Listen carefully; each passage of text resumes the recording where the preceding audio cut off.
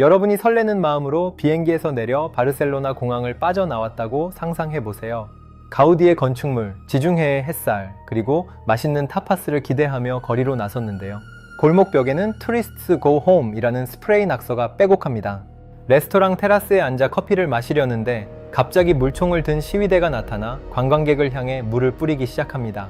인구 4,800만 명인 나라에 한 해 동안 약 9,700만 명의 관광객이 쏟아져 들어오는 곳. 바로 스페인 이야기입니다. 도대체 이 나라에서 무슨 일이 벌어지고 있는 걸까요? 스페인은 프랑스에 이어 세계에서 두 번째로 관광객이 많이 찾는 나라입니다. 지중해 해변, 세계문화유산, 축구, 그리고 연중 온화한 날씨까지 전 세계 여행자들이 스페인을 사랑할 수밖에 없는 이유는 차고 넘치죠. 그런데 이 엄청난 관광 산업이 사실 스페인 경제의 등뼈와도 같습니다.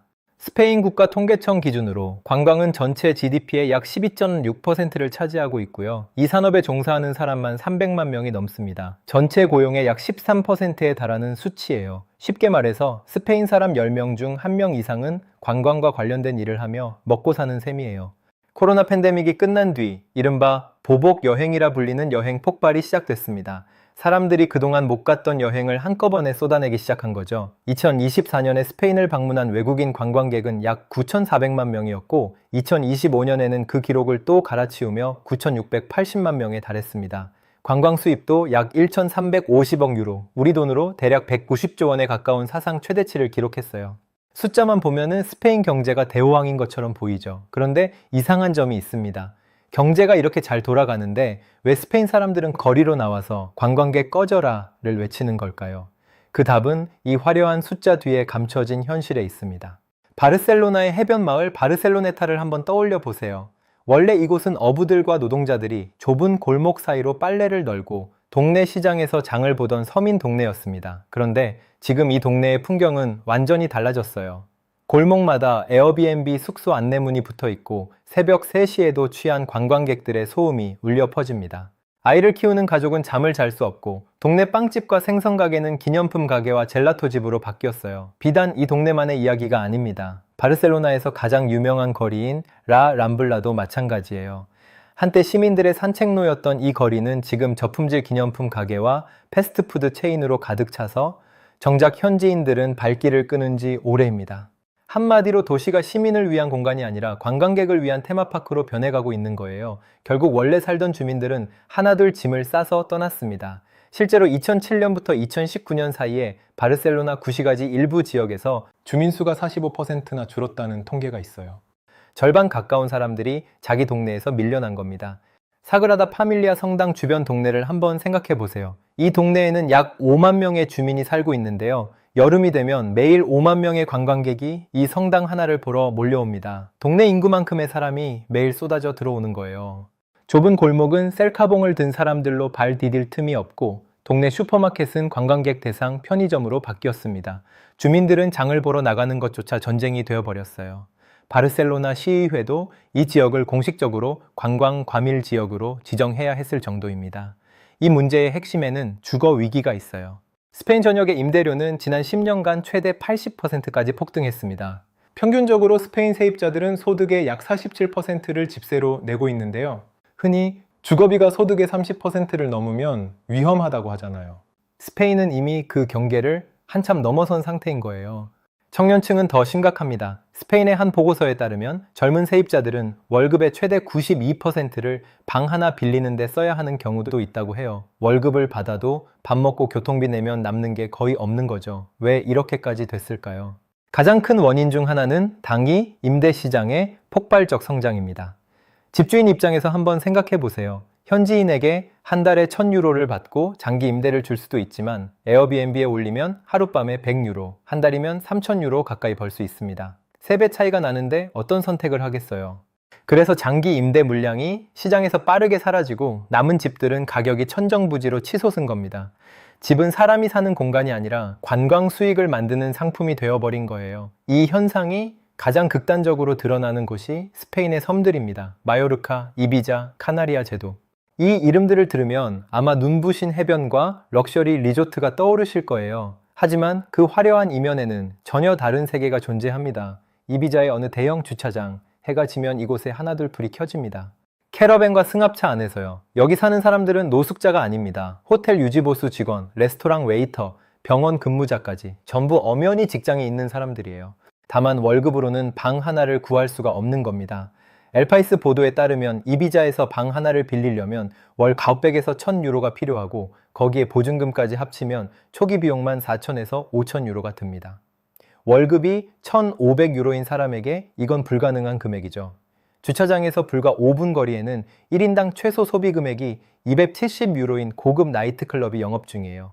같은 섬, 같은 하늘 아래 완전히 다른 두 개의 세계가 공존하고 있는 겁니다.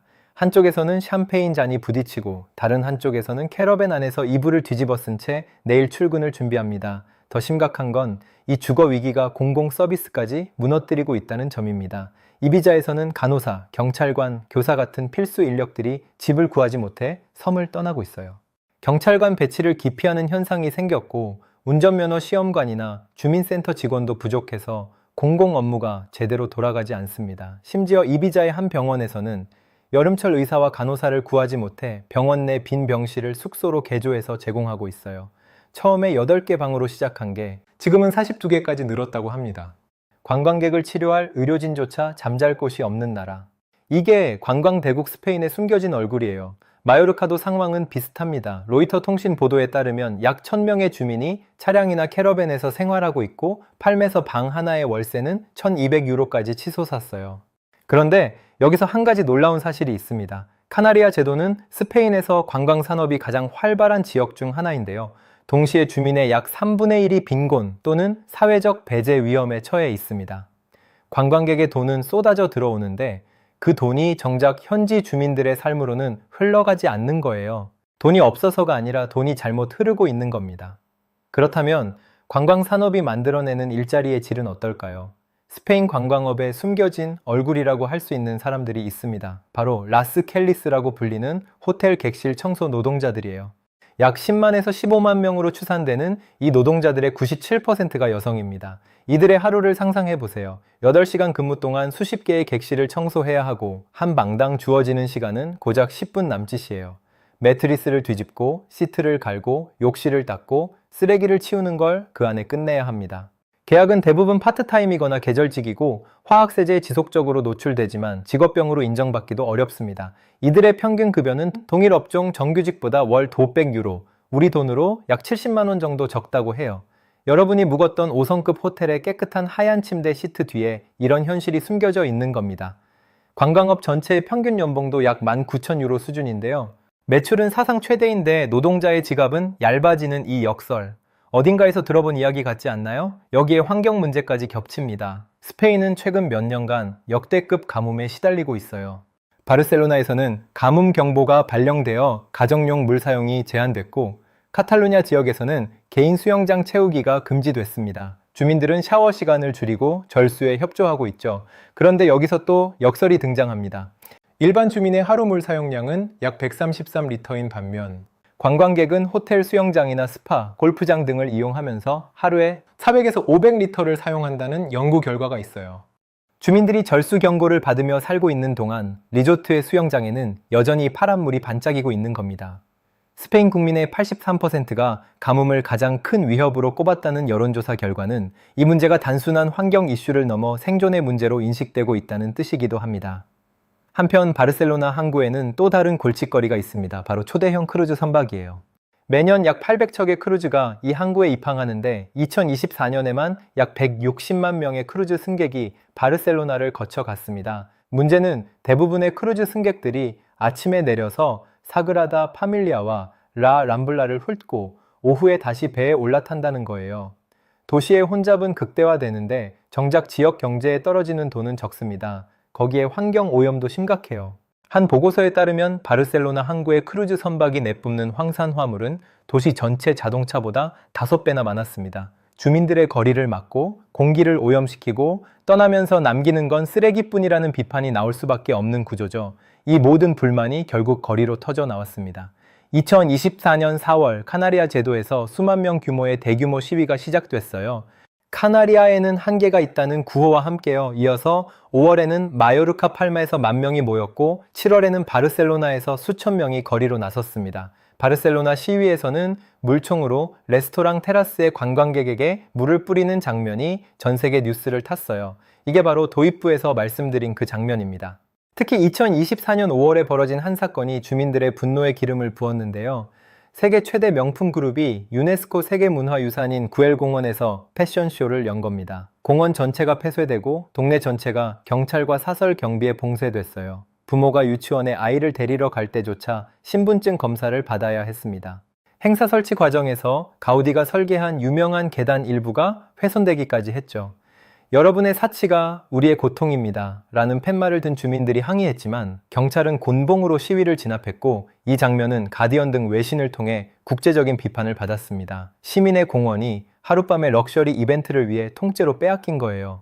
2025년에는 시위가 더 조직화되고 확산됐습니다.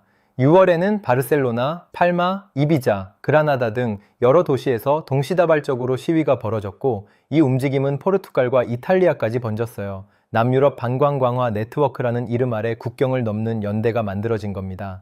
시위대의 요구는 단순히 관광객 돌아가라가 아니었어요. 단기 임대 규제, 크루즈 입항 제한, 관광세 인상과 그 수입의 주택기금 전환, 그리고 관광 노동자의 처우 개선까지 구조적인 변화를 요구한 겁니다. 그렇다면 스페인 정부는 어떻게 대응하고 있을까요? 사실 꽤 많은 조치들이 쏟아지고 있습니다. 가장 눈에 띄는 건 관광세 인상입니다. 2026년 4월부터 카탈루냐 지역의 숙박 관광세가 2배로 올랐어요. 호텔은 1박당 최대 15유로, 에어비앤비 같은 휴가용 임대는 최대 12.5유로로 유럽에서도 최고 수준입니다. 핵심은 이 세금 수입의 상당 부분을 공공주택 건설에 쓰겠다는 점이에요.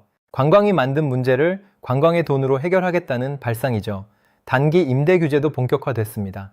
2025년 7월부터 스페인 전국에 당일 임대 등록제가 시행됐어요. 모든 에어비앤비 숙소는 반드시 등록 번호를 받아야 하고 미등록 숙소는 불법입니다.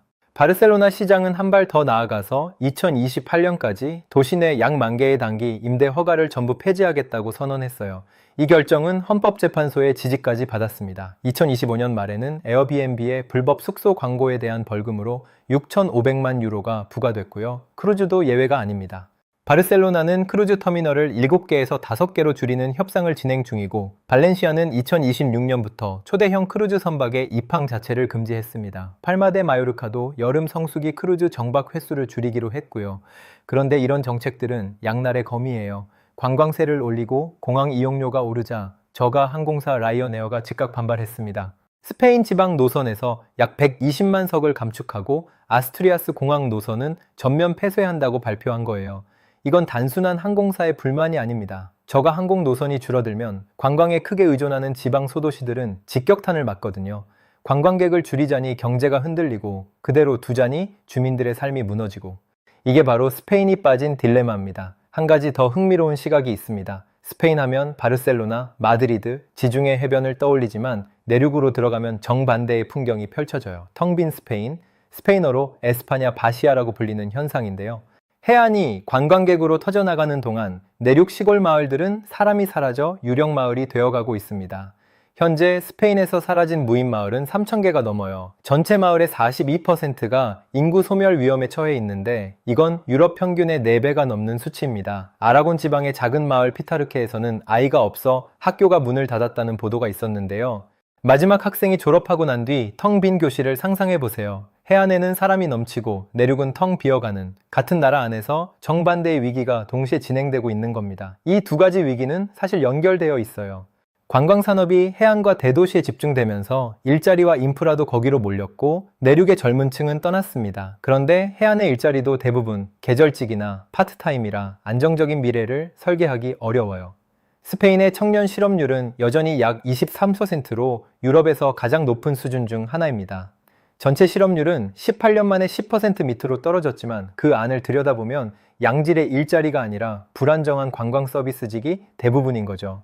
결국 매년 약 8만 명의 스페인 젊은이들이 독일, 영국, 네덜란드 등으로 떠나고 있습니다.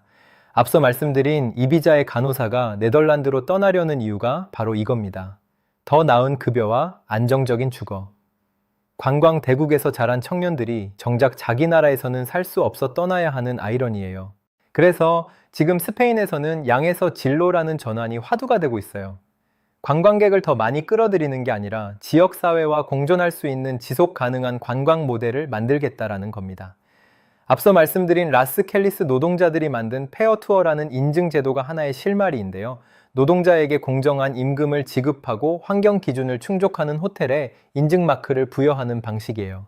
관광의 품질을 별 5개짜리 시설이 아니라 그 안에서 일하는 사람들의 조건으로 측정하자는 발상의 전환입니다. 아직 초기 단계이지만 이런 움직임이 확산될 수 있을지 지켜볼 필요가 있어요. 지금까지 살펴본 것처럼 스페인의 상황은 단순하지 않습니다. 관광 산업이 경제의 핵심인 나라에서 그 산업이 주거, 노동, 환경, 인구까지 전방위로 압박하고 있어요. 관광세를 올리면 항공사가 떠나고 에어비앤비를 규제하면 관광 인프라가 흔들리고 그렇다고 아무것도 안 하면 주민들이 집에서 밀려납니다. 하지만 스페인의 이 실험은 비단 스페인만의 문제가 아닙니다. 제주도, 방콕, 발리, 베네치아까지 관광에 크게 의존하는 도시와 나라들은 전 세계 어디에나 있으니까요. 스페인이 이 딜레마에서 어떤 답을 찾아내느냐에 따라 그건 전 세계 관광 도시들의 미래를 가늠하는 시험대가 될 수 있습니다. 여러분은 어떻게 생각하시나요? 관광객으로서 우리는 그 나라의 경제를 돕고 있는 걸까요? 아니면 누군가의 삶을 밀어내고 있는 걸까요? 그 경계는 어디쯤일까요? 시청해주셔서 감사합니다.